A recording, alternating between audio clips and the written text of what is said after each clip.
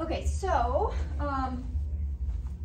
we talked about the requirements, that exclusive use, regular use, you know, it has to be used for the main use, or what's the wording here?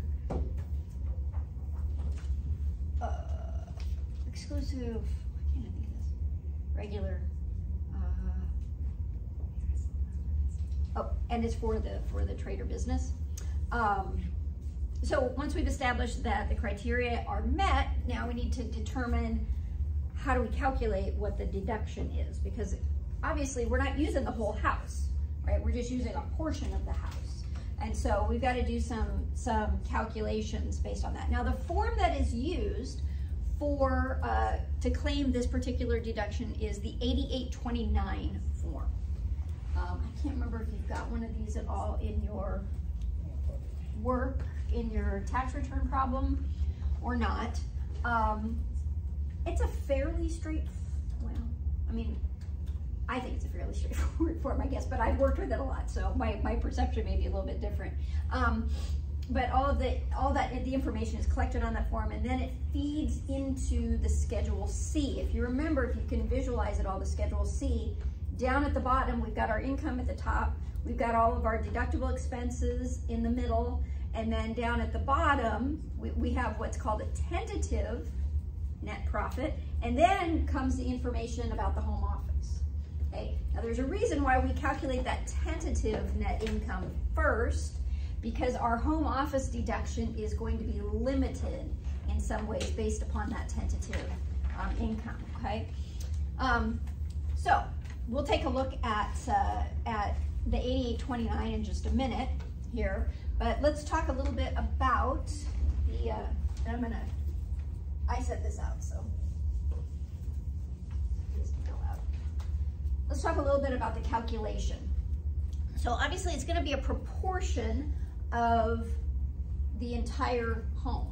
So for example, well, we'll use this example. Rob has a 5-room home. It's 3,000 square feet. So 2 of those rooms are used exclusively for business, and they total 750 square feet. So, or I guess 750 square feet each. Those are pretty big rooms. Total of 1,500 square feet is used for business, 3,000 total.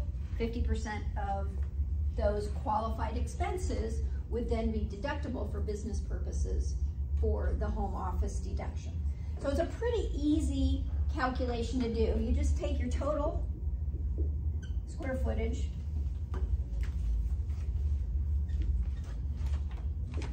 and we're going to take our business use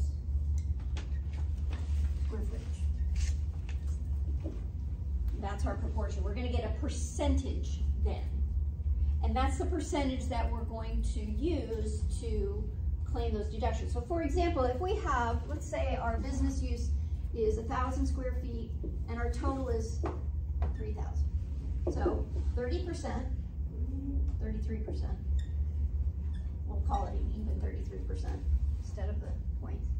So 33% of our qualified expenses would then we'd be able to claim as a deduction for the home office deduction. So if our mortgage expense for the year was 10,000, our utilities, and utilities generally means electricity and gas.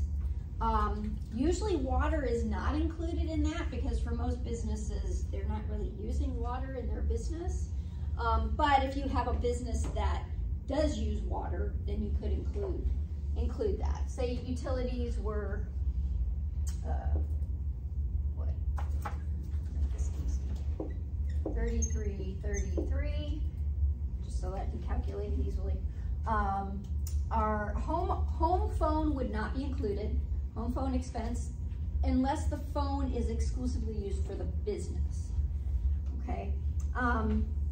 So insurance, say 2,000, and what else? Utilities, insurance, that's enough. So we would take 33% of each of these, and that would be our our deductions. So I don't know if I have that right. Do I have that right? I'll do 3,000. Because then it's 1,000, right? And then whatever 33, what is that? 667, something like that. So this would be our deductible expenses that we could then use to offset our self-employment income, which is really cool because we're not only offsetting income tax, we're offsetting Social Security and Medicare tax as well. So potential big savings here. So there's a couple of ways that we can do it.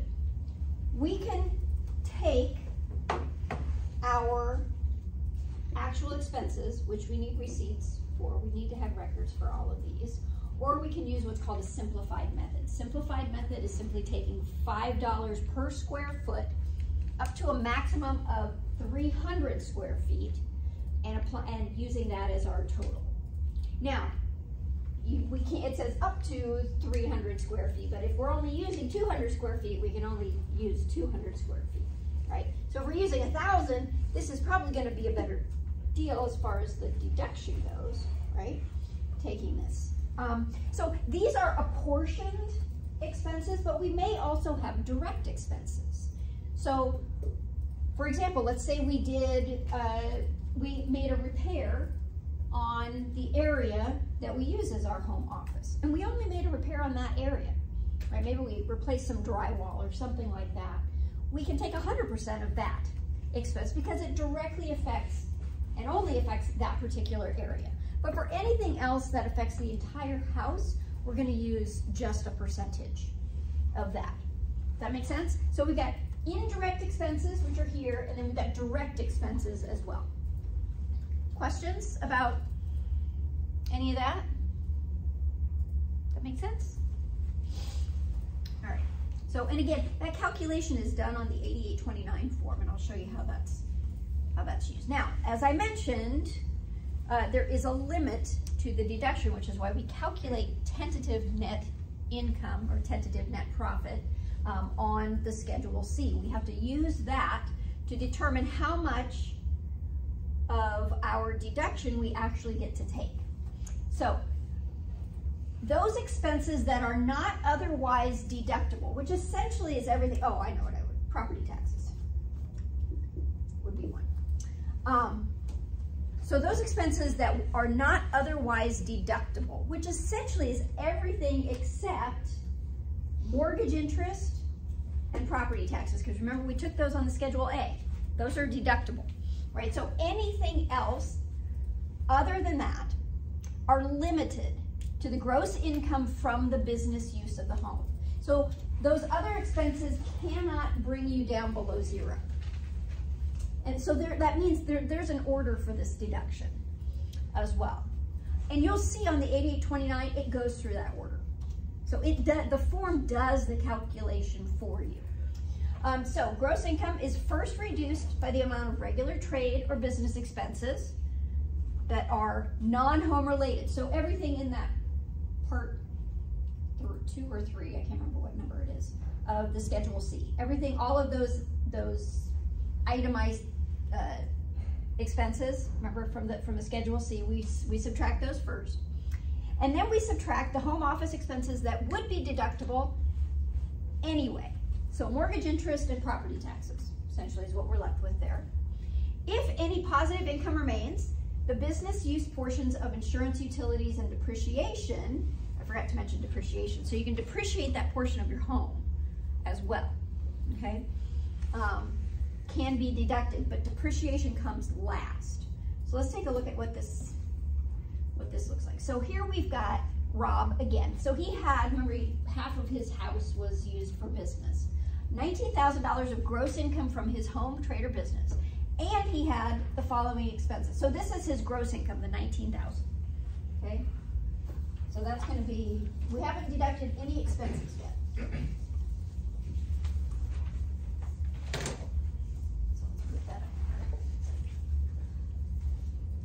Here we've got our gross income, 19,000.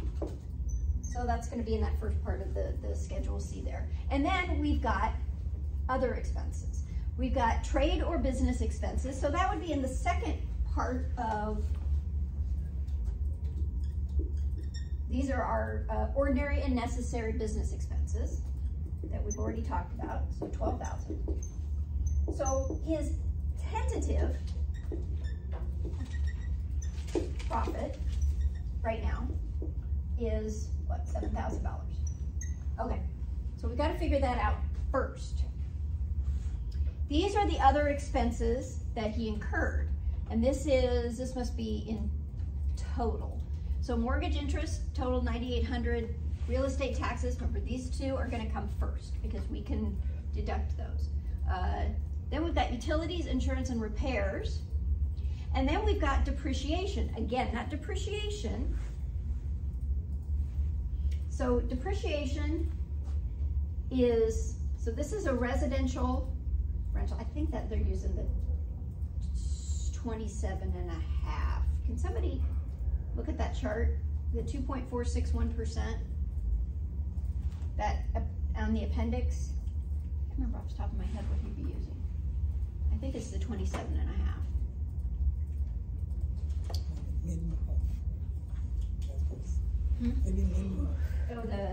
So the appendix to the chapter, those charts. Does anybody have it pulled up? So I can take a quick look at it. I've got the book back here too. Which appendix is it? The appendix to the chapter. So the table, so he bought it in, or he started his business in January. So that's when he put it to use, put it in use. Okay. Just want to make sure I don't give you the wrong. Oop, that was chapter 7.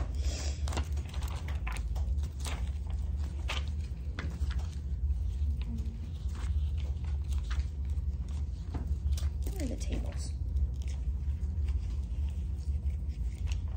I got it pulled up if you need it. What page is it on? 649. Oh, there we go. Thank you. Oh, God.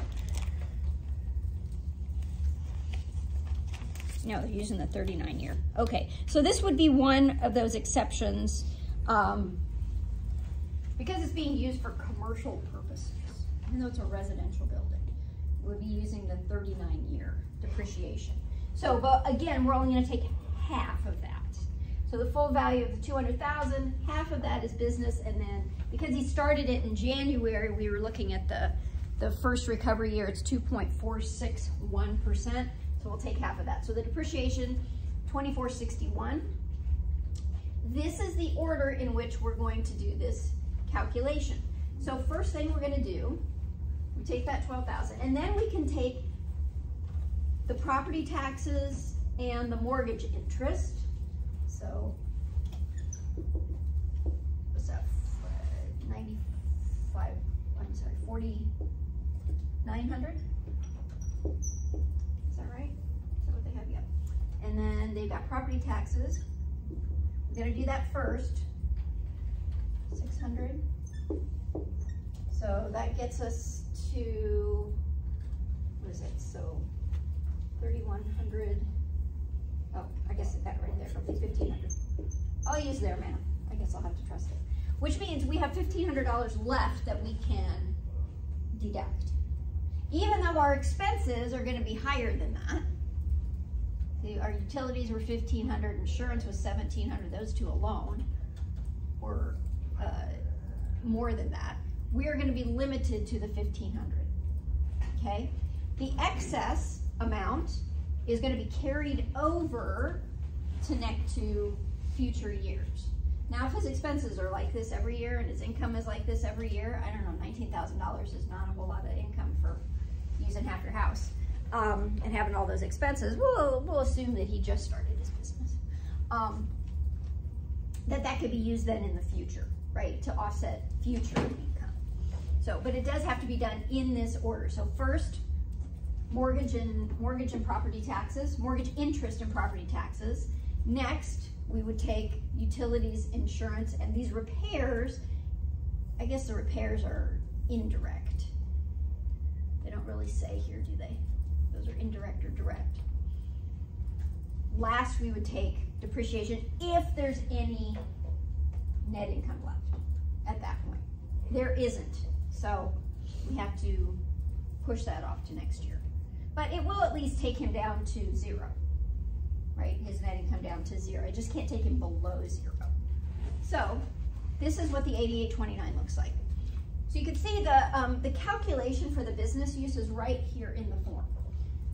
First, line 1, what's your business use of business use square footage? Line 2, what's the total square footage? To get the percentage of that. There's some special rules for daycares. Okay, so that's what this is for. We're not going to use that though, but there are some special rules. That's what that is. So if you look at the form, like I said, it tells you exactly the order in which you do this calculation. So if you've got a problem, always go back and refer to the form. Like if you're confused as to what do I do first? Look at the form. And I encourage you to do that with all of your problems. Look at the forms because the answers are there if you follow along. So enter the amount from Schedule C, line 29. That's our tentative profit here. That's 7,000 right there. We've got 2 columns for expenses. We've got direct expenses and indirect expenses. You can see they're divided up between those items that would ordinarily be deductible. So you can see casualty losses are up there as well. So if you had your business and you had a tornado and it wiped out your house, you didn't have insurance, that would be, and you're in a presidentially declared disaster area. Any direct expenses related to those items that would ordinarily be deductible on the left side. Indirect expenses, which is what we have here, so 9,800 and 1,200. We took 50% of that. Add those together, multiply line 12 by, line 12 by line 7, 50% of that. So 5,500, we are left with 1,500, which was what our calculation was. Now we can include all the rest of those deductions. Okay, so we've got our insurance, rent, these are all indirect expenses, so we're still going to take a portion of that, 50% of the total there, 5,200. So 2,600 in other expenses that we have. The allowable operating expenses, so this is going to show you what your limit is, 1,500, and it tells you. So the smaller of line 15 or line 26, whichever is smaller, so obviously 1,500 is smaller. Then we've got our depreciation calculation, which you would be doing as well on the, that would flow through, I think it flows through 2461, what are we doing here, 30, from line 42. Yeah, there's a separate, so you go down here to do this calculation for the depreciation. Now, you can see the depreciation is going to be carried over. Anyway, we've got the operating, let's see, operating expenses that we can't use, $1,100, 2,600 minus 1,500. We have 1,100 that we get to carry forward to next year. And then the depreciation, we can't use the depreciation this year either, because that brings us down below 0. So here's our carry forward of the depreciation. The depreciation calculation is done here, but the actual carry forward then is is at the bottom here. So if you've got, whoops. So if you have exceeded the amount of deductible expense from the home office deduction, then all of that carry forward information goes here. So you'd always want to look at the previous year to see if there's any carry forward, right? Now, if you're using the same software year to year, it will calculate that carry forward and bring it forward for you. But if you've got a new client, or you're not using software, which I can't imagine, you would have to do that manually. All right, so the other option, again, is to use $5 per square foot up to a maximum of 300 square feet. In that case, you still get to take that mortgage interest and real estate taxes on the Schedule A if you qualify, right? If you don't qualify, you're not going to get it, but, and you do not get to take any depreciation on that. So all those other expenses you don't get to take, it's all wrapped up into that $5 per square foot. Let's see. Business bad debts and business casualty losses. So for a cash-based business, there are no business bad debt. There's no business bad debt expense. Business bad debt is when we have accrued income that we then don't receive, right? So we've billed for, I don't know, we're a construction contractor and we billed companies for, I don't know, we've done construction. We billed out $10,000 and then those companies went out of business and they never paid us. So remember, for cash basis, we're never going to claim that $10,000. So as a result, we don't have any bad debt expense. You only get the bad debt expense if you've already paid tax on the income. So for our cash-based businesses, we don't have any business bad debts. Okay. For accrual-based businesses, if we're using the accrual basis for our taxes, then we would have business bad debts because we have claimed that income. We've claimed that receivable as income already, but for cash-based, we haven't. Let's see. What else do we want to say here? Not really much here.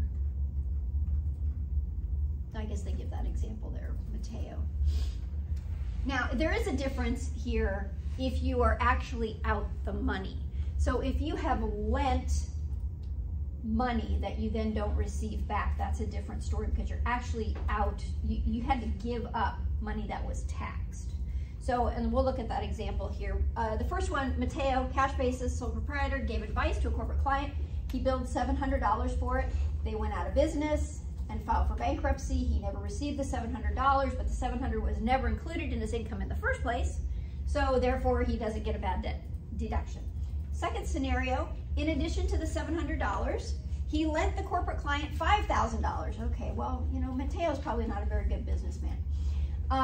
Lent the corporate client $5,000 and they drew up the paperwork for it to help them pay bills and avoid bankruptcy. The business purpose for the loan was that the corporate officers were a source of many client referrals. So there was a business purpose to this loan. It can't be a personal purpose to the loan. There has to be a business purpose to the loan. Then they went bankrupt, then he gets a deduction for the $5,000 because he's actually out the money. And that was money that had been taxed, right? He had included it in income prior when he earned it, and then when he paid it out, now he gets a deduction for that. Casualty losses, there are business casualty losses do not have the they don't have that same presidential declared area restriction. So if it is lost in a fire, storm, shipwreck, theft, or other casualty, you would receive an ordinary loss deduction. You do have to use the fair market value. So the loss is the lower of the decrease in fair market value. So if it started out, it was worth $100,000. At the end, it was worth $50,000. That decrease is $50,000. But the adjusted basis is $60,000, then your loss is the $50,000.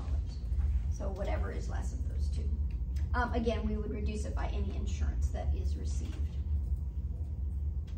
So business casualty losses, let's see, on the 4684. I don't know that you have, do you have any questions on the casualty losses from your homework? You guys know? Because I know you guys are all probably almost already done with your homework.